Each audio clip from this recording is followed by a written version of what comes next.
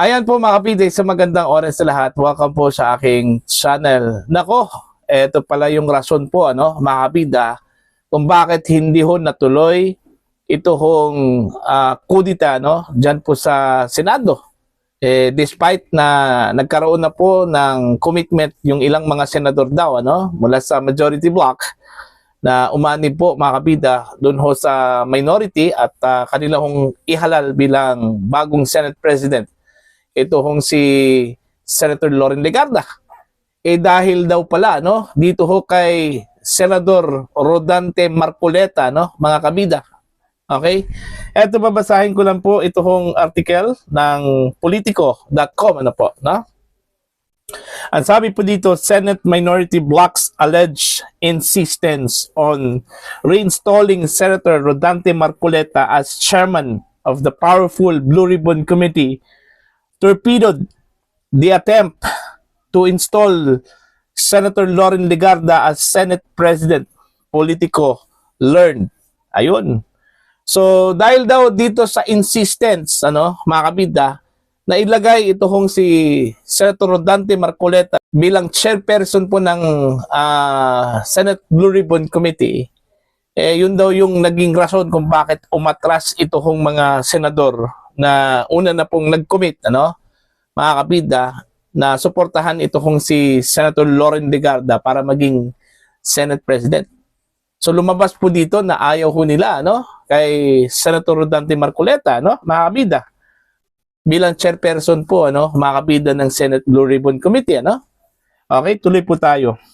What had looked like a done deal until it wasn't allegedly collapsed in the final stretch when at least 5 members of the majority bloc withdrew support upon learning that Marcoleta would reclaim the post that now belongs to Senate President pro tempore Panfilo Lacson.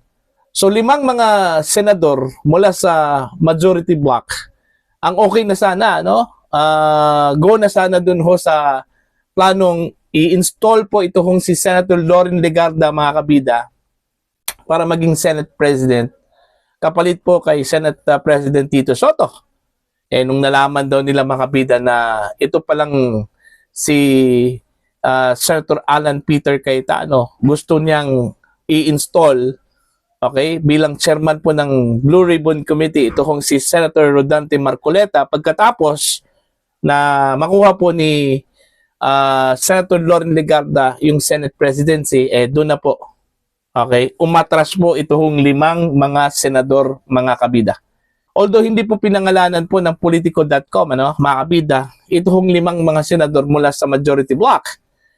Pero at least tapos na sana, mga kabida, yung kudita, makukuha na sana ng kampo po ni Senator Alan Peter Cayetano yung majority block dyan po sa Senado, At of course, i-install po nila ito kung si Senator Loren Legarda bilang bagong Senate President, mga kabida. Subalit, naunsami po ito.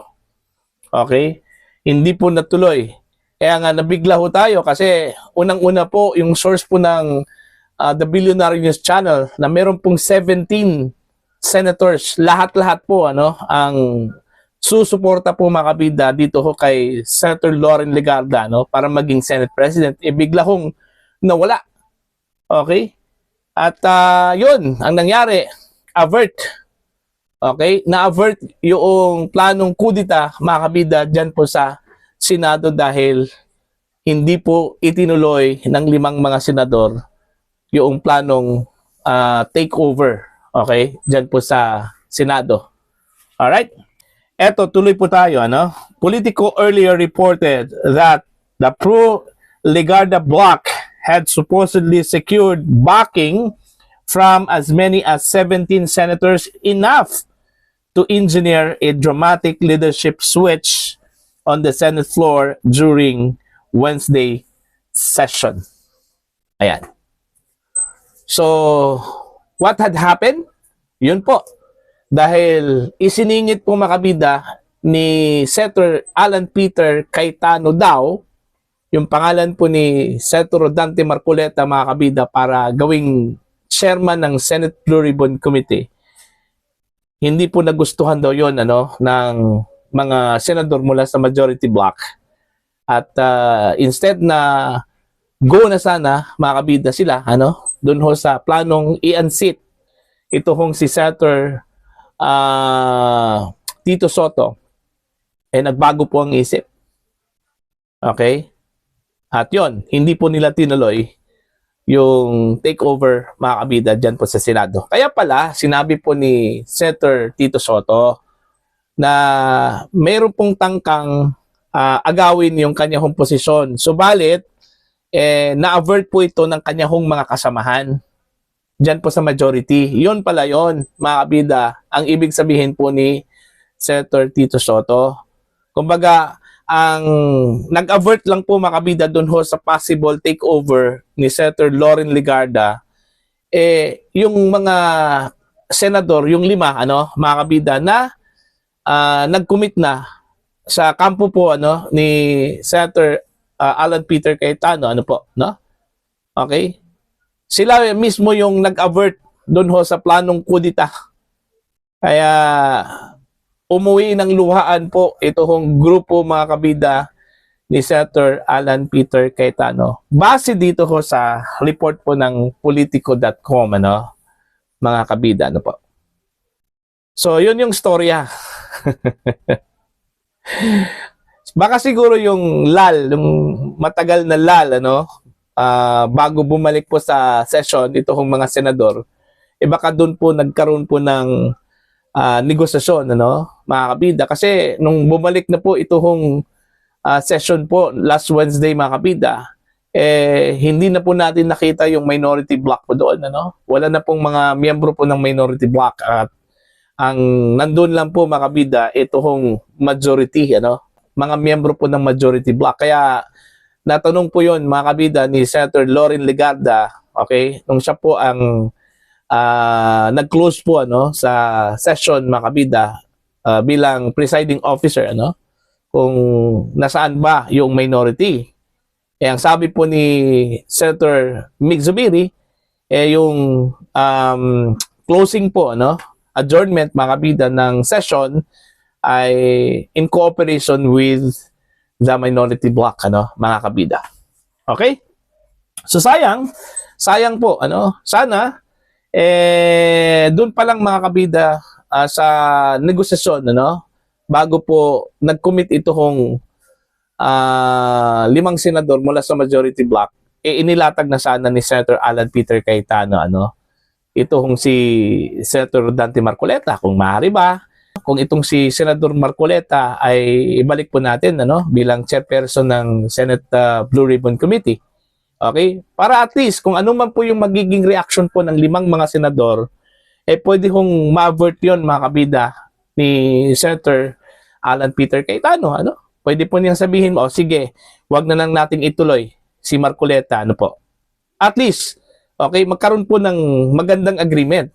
Kaysa doon po, mga kabida, nag-okay na, nag-commit na, tsaka pa isiningit ito hong si Marcoleta para gawing Senate chairperson for Blue Ribbon, mga kabida, po. Di ba?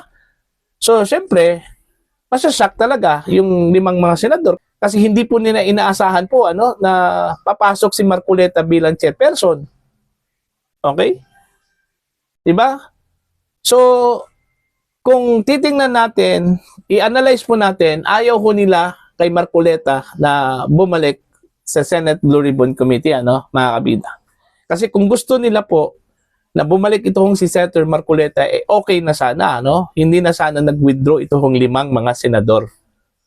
Kaso nag-withdraw, indikasyon po na ayaw po nila kay Senator Rodante Marcoleta. Alright? Ano kaya ang rason? Bakit ayaw po nila, mga kabida? Ayaw ba nila yung style po ni Senator Marcoleta, nung siya po ay naging chairman ng Senate Blue Ribbon Committee, mga kabida? Meron ba silang nakitang hindi ho kaya-aya po sa kanilang paningin, Okay, sa the way Senator Marcoleta handles the Senate Blue Ribbon Committee, po, mga kabida. Okay?